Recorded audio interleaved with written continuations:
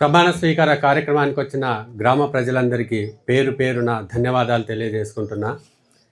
ఎందుకంటే చూస్తున్నా ఫస్ట్ రోజు నేను నామినేషన్ మేము వేసిన రోజు ఇక్కడే, ఆ రోజు ఎంతమంది ఎంత ఉత్సాహంగా ఎట్లా వచ్చిండ్రో ఈ రోజు దాకా కూడా, అంటే మధ్యలో ప్రచారం తీసుకున్నా, తర్వాత సభ తీసుకున్నా, సేమ్ ఒక్కరోజు కూడా నాకు ఎక్కడ ఎవరూ మిస్ అయినట్లు అనిపించలేదు. అంటే మీరు ఎంత అభిమానం, ఎంత ప్రేమతో నా మీద మొదటి నామినేషన్ వేసిన రోజు నుంచి ఈ రోజు దాకా కూడా మీ కళ్ళల్లో, మీ దగ్గర అదే అభిమానం, అదే ప్రేమ నాకు కనబడుతుంది.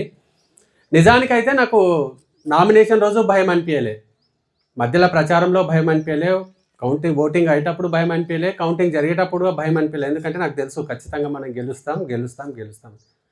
గెలిచిన తర్వాత భయమైంది. గెలిచిన తర్వాత అరే ఇప్పటిదాకా రికార్డ్ అకింపేటలో ఎవరు గెలిచినా మ్యాక్సిమం 140 ఓట్లతో ఏమో గెలిచిండ్రు. ఊరంతా ఒక్క సైడ్గా నిలబడి నన్ను ఇంత భారీ మెజార్టీతో గెలిపించిండ్రంటే నా మీద ఎంత నన్ను నమ్మి ఉండాలి, నన్ను ఎంత అభిమానించి ఉండాలి, నా మీద ఎంత నమ్మకాన్ని వాళ్ళు పెంచుకొని ఉండాలి. పేట వేణుగోపాల్ లాంటి వాళ్ళు 3 సార్లు వచ్చిండ్రు హైదరాబాద్కి వెళ్ళి, మంచోళ్ళు 3 సార్లు వచ్చిండ్రు హైదరాబాద్కి వెళ్ళి. చాలామంది 3 సార్లు ఒకరోజు ఓటేయడానికి రావడమే కష్టం. అసొంటిది 3 సార్లు హైదరాబాద్కి వెళ్ళి వచ్చిండ్రు. ఒక రోజు నన్ను కలవడానికి వచ్చిండ్రు, ఒక రోజు ఓటేయడానికి వచ్చిండ్రు, ఈరోజు మళ్ళీ ప్రమాణ స్వీకారానికి వచ్చిండ్రు. అంటే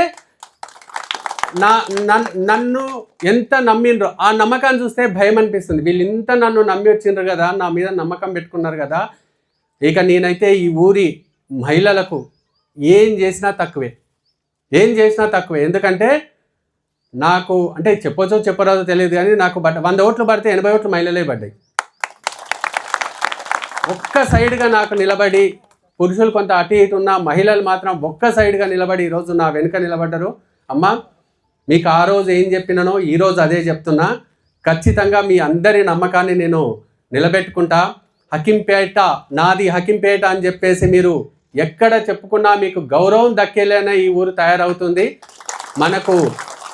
మనకు చాలా చిన్నవాడిని నేను, కాకపోతే నా వెనుక ఈ రాష్ట్ర ముఖ్యమంత్రి ఉన్నాడు.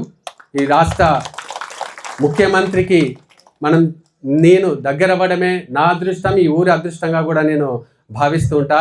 ఒక్క మెసేజ్ పెడితే మనకు కావాల్సినవన్నీ ఇచ్చే అంత చనువు నాకు ఈ రాష్ట్ర ముఖ్యమంత్రి దగ్గర ఉంది, ఇంట్లోకి పోయే చనువు ఉంది. కాబట్టి నేను ధైర్యంగా మీకు ఇన్ని హామీలు ఇవ్వగలిగిన.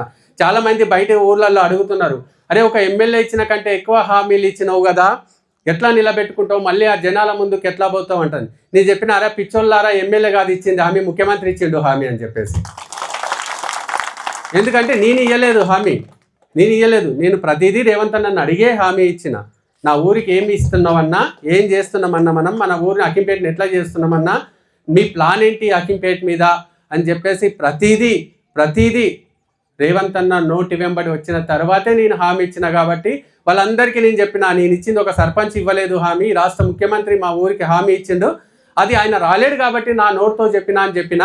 ఈరోజు మళ్ళీ చెప్తున్నా, నా అక్క చెల్లెళ్ళకి అందరికీ చెప్తున్నా, మీ పిల్లలు, మీ భర్తలు ఎక్కడెక్కడో ఉద్యోగాలు చేసుకుంటున్నారు కదా, నా శాయశక్తుల అతి త్వరలో వాళ్ళందరినీ కూడా మీ ఇళ్లలో ఉండేలా చేస్తా. ఇక్కడే ఉపాధి దొరకబోతుంది, మనకు అందరికీ కూడా, ప్రతి ఒక్కరికి ఉపాధి దొరకబోతుంది. ఖచ్చితంగా నేను చెప్పిన ప్రతి మాట నేను నిలబెట్టుకున్న తర్వాత ఈ రోజు నుంచే నేను ఇచ్చిన హామీల అమలు కోసం ఈ రోజు నుంచే నా ప్రయత్నాలు మొదలు పెడతా. ప్రమాణ స్వీకారం కానీ అని చెప్పేసి మాత్రమే ఇన్ని రోజులు ఆగిన. మీరు నా మీద పెట్టుకున్న నమ్మకానికి నన్ను మీరు నమ్మారు, నా మీద అభిమానం పెంచుకున్నారు. ఇక ఈ గ్రామ యువత అయితే ఫస్ట్ రోజు నుంచి, ఇక నా తమ్ముళ్ళే అనుకోవాలి, నా తోడబుట్టిన తమ్ముళ్ళున్న అంతలా పనిచేసే వాళ్ళు లేదో కానీ, యువత మాత్రం మొదటి రోజు నుంచి కూడా నేను చెప్పినా చెప్పకపోయినా వాళ్ళు సొంతంగా ఎన్నికల్లో నిలబడ్డామన్న ఫీలింగ్తో పనిచేశారు. అంత గట్టిగా వాళ్ళు పనిచేశారు. తెలుగుగడ్డ నుంచి కూడా పెద్ద ఎత్తున యువత ఈరోజు మనతో నిలబడ్డది. ఖచ్చితంగా 30-40 సంవత్సరాలు కాదు, గ్రామ పంచాయతీ ఏర్పడ్డప్పటి నుంచి కూడా తెలుగుగడ్డకు అన్యాయం జరుగుతూనే వస్తుంది. కనీసం హకీంపేటలో ఏదన్నా ర్యాలీ తీస్తే, ఒక దేవుణ్ణి ఊరేగింపు తీస్తే కూడా తెలుగుగడ్డకు వెహికల్ పోదు. వాళ్ళు ఇక్కడ వచ్చి దేవుడికి మొక్కాలి. మన ఇంట్లోకి అందరూ ఇండ్ల ముందరికి దేవుడు వస్తాడు, కానీ వాళ్ళ ఇళ్ళకి పోవాలంటే అక్కడ రోడ్లు అడ్డం ఉన్నాయి.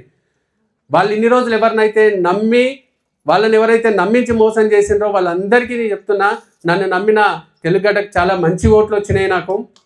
వాళ్ళందరికీ నేను ఇక్కడ నుంచి చెప్తున్నా, హనుమాన్ టెంపుల్ ఊరేగింపు, హనుమాన్ గుడి మనం మార్చిలో మనకు హనుమాన్ గుడి పూర్తయి మన చేతికి రాబోతుంది. మార్చిలో శ్రీరామ నవమికి ఖచ్చితంగా హనుమాన్ దేవుడు మీ గల్లీలో తిరిగేలా చేస్తా. అక్కడ ఎవరైనా ఇంట్లో అడ్డం ఉన్నా కూడా ఖచ్చితంగా వాళ్ళతో కూర్చుందాం, మాట్లాడదాం.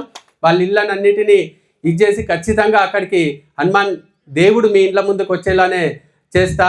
ఇక మనం గుడిని కూడా గుడిని కూడా మనం కమిటీ వేయబోతున్నాం. కొందరు దుర్మార్గులు ఆ గుడి మీద కమిటీ గుడి కోసం గుడి డెవలప్మెంట్ చేయొద్దని కోర్టుకు పోయినరు. ఇంతమంది సాక్షి చెప్తున్నా, హైకోర్టు కాదు, సుప్రీంకోర్టు కాదు, నువ్వు అంతర్జాతీయ కోర్టు పోయినా వదిలిపెట్టాను. ఖచ్చితంగా అతి త్వరలో నా గ్రామ ఆత్మాభిమానాన్ని నిలబెడతా. నా గ్రామ ఆత్మాభిమానాన్ని నిలబెడతా.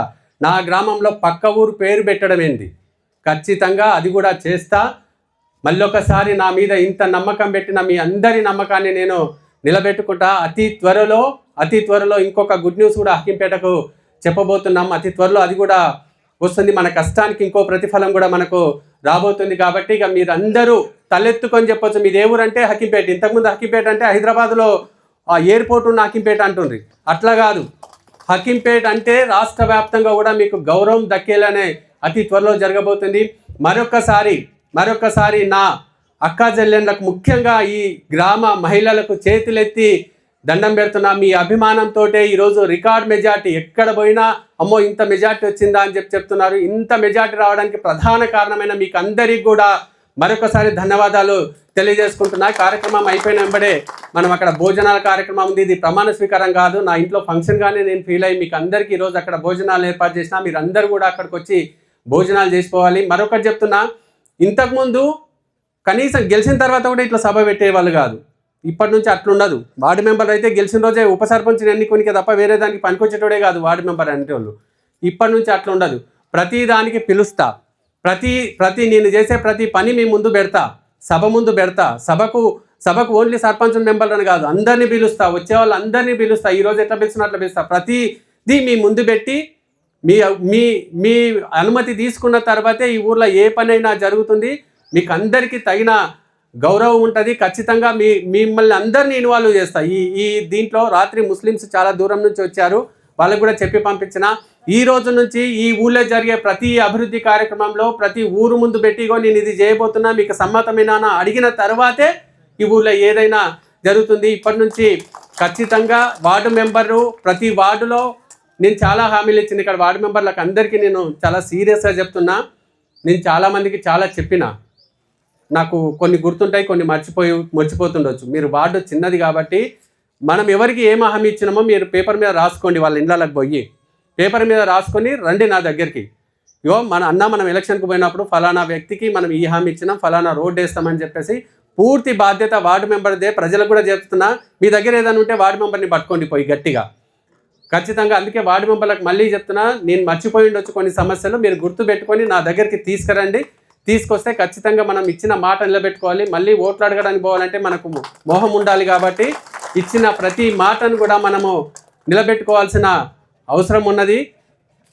ప్రతి ఒక్కరు కూడా భోజనాలు చేసి వెళ్ళాలని చెప్పేసి మనస్ఫూర్తిగా కోరుకుంటూ ఈ కార్యక్రమం వచ్చిన మీకు అందరికీ కూడా ప్రత్యేక ధన్యవాదాలు తెలియజేసుకుంటున్నాను. Thank you.